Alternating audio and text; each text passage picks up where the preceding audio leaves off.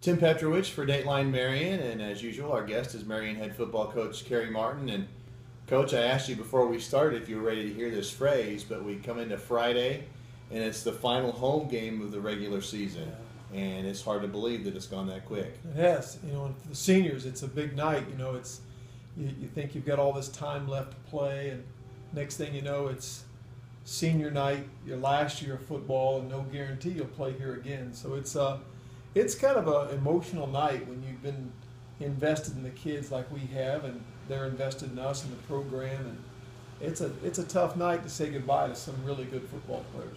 We're going to talk about that senior night game coming up, but first I want to go back to last week, and you've mentioned over the course of the last several years dealing with adversity, whether big adversity or small adversity, and you've had some rather large adversities over the course of the years. Last week, I guess, was maybe a smaller one with the field conditions, the weather, the way it was. But your team seemed to respond pretty well and handle the football well, and you were able to put up some points in a 36-19 win over Centralia. Yeah, I thought, looking back at the film, I was pleasantly surprised at how well we played in the conditions. I mean, our center quarterback exchanges were good, and we lost, I think, 2 fumbles, and we lost one for sure early, and then we had an interception in the last offensive play of the game. But other than that, we handled the ball pretty well, and I'm proud of the kids for that, because it wasn't ideal conditions. The field was soft. We did get rain the first quarter and a half, and we talk about being able to play through that and not make that an excuse and deal with the adverse conditions that football is a part of. I mean, football is constantly adversity. It's good plays by the opponents, penalties, turnovers, weather conditions. I mean, there's always something you've got to battle through in football, and the team that battles through it the best is oftentimes the one that wins the game. The thing that's been the most consistent for you all year has probably been your run game. I thought in the game last week, even with the wet field conditions and the rain in the first quarter, I thought you did a pretty nice job of getting enough of the passing game to keep Centralia's defense honest and keep them from just attacking the run game. Yeah, in retrospect, the way we handled the ball, I wish I would have thrown the ball a little more. We didn't throw it much till the 2-minute drill before half, and Isaac showed an ability to get the ball down the field, and our kids ran great routes, and there were some good things in the passing game I think we could have taken advantage of. But we went in thinking bad weather, stick with the tight offense, and we probably could have thrown a little more out of the tight set, but it all worked out. I mean, we were, even in the tight stuff, we were just a play or two away from some big yardage, I think. A block here, a block there, a penalty here, from having a really big night in the run game. But Centralia, give them a lot of credit. I thought they played a really good ball game, and I thought their defense tackled well in those situations, and kept us off balance a bit and forced us to throw the ball more than we thought we would have to early. We've talked a lot about the backs and the skill position players, but something else that's become noticeable over the last few games is the fact that in the run game, for the most part, I mean, every once in a while there's a slip-up, but in the run game, your offensive line has done a good job to be able to get you 4, 5, 6 yards at a time. I agree. I think that's the consistency we're getting from them is something we lacked the first 2 weeks, and we're really seeing that now, and so it's allowing, as you mentioned last week, it's allowing Isaac, Braden, Xavier, and Justin Nicholson to get yardage. We got 4 backs that are running the ball. Mikey Bradshaw too. That's 5. So we got 5 different guys that are putting up pretty good yardage for a pretty good collective rushing game. And the one constant there, 5 different players. The one constant, that offensive line has done a really good job. One of the things that I think you have to go back and look at, because it's been an issue more with Centralia, I guess, than anything, is when they put that running back, this time Matisse Scott, into that Wildcat set, it seems to give your team a little bit of fits. Agreed. Although you don't see players like Matisse Scott very often. No, and I don't know if it's the set as much as it is the 2 kids that have hurt us in that set from Centralia. And as I told you last week, Ray's a great offensive coach, and he'll find out what you don't do well. He'll find out what you don't defend well. And we struggled with that offensive set, that play against Mount Vernon with that veer scheme, option scheme.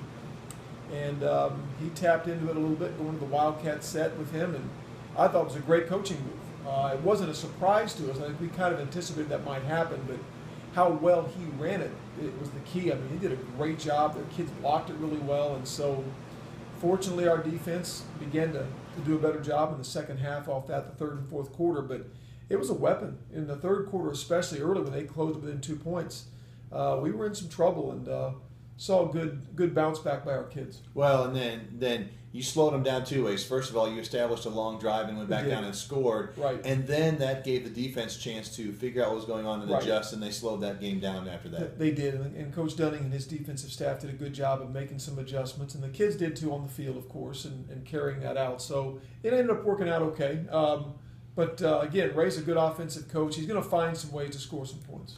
You've clinched another conference championship. You could still tie if you would slip up against Carbondale, but you've got the automatic conference bid for the playoffs. You accomplished some season goals in that game Friday night. We did. You know, it's with the conference championship comes an automatic playoff berth, and with the win last week, we got the winning season. So really, the first 3 goals that we're after every single year have been achieved by that the win Friday, and so I wouldn't say it takes any pressure off of us. It does achieve 3 goals, but it's not the only things we want to achieve. You know, we want to now, win the conference, by ourselves and not share it with anybody. We want to finish with 7 wins. We want to finish with a home win here. We want to get into the playoffs, the highest seed we can get, and hopefully host a playoff game and win a playoff game and keep rolling.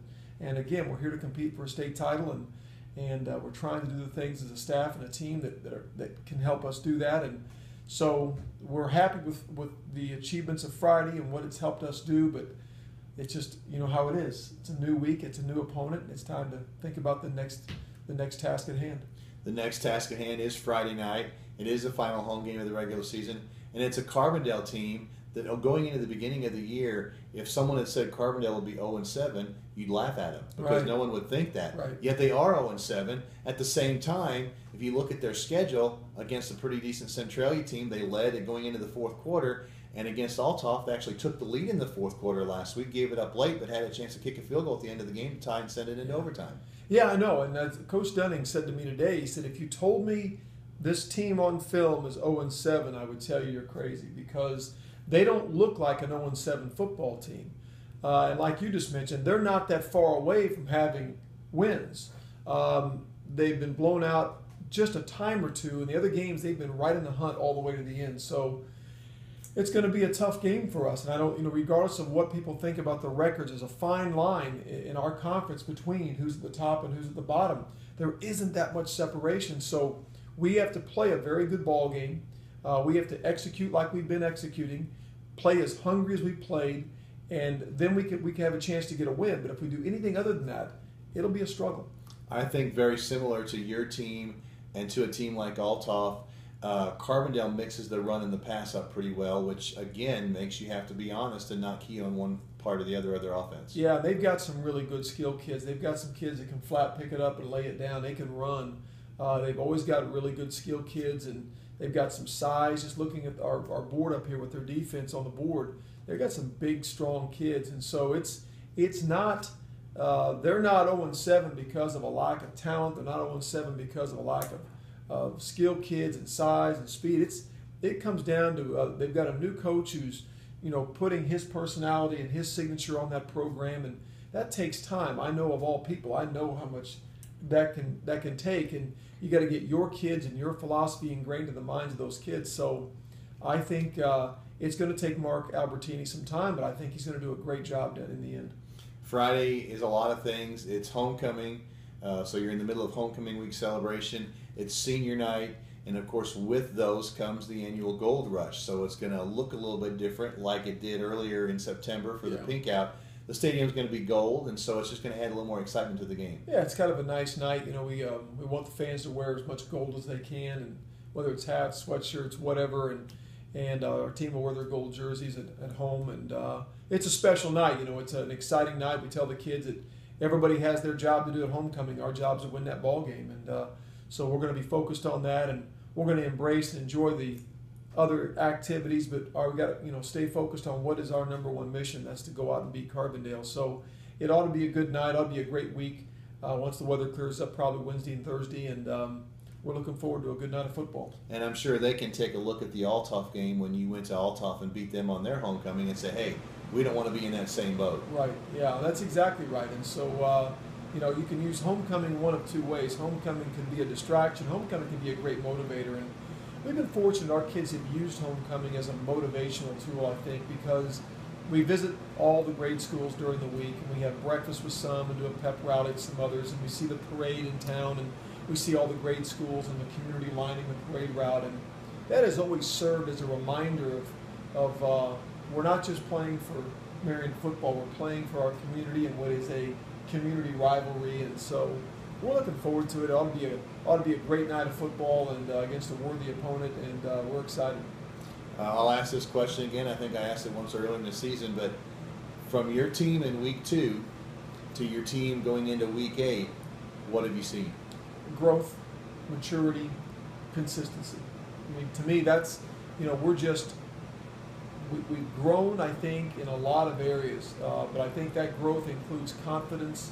They're playing with confidence now. I think we've matured, able to handle adverse situations much better than we did the first couple of weeks.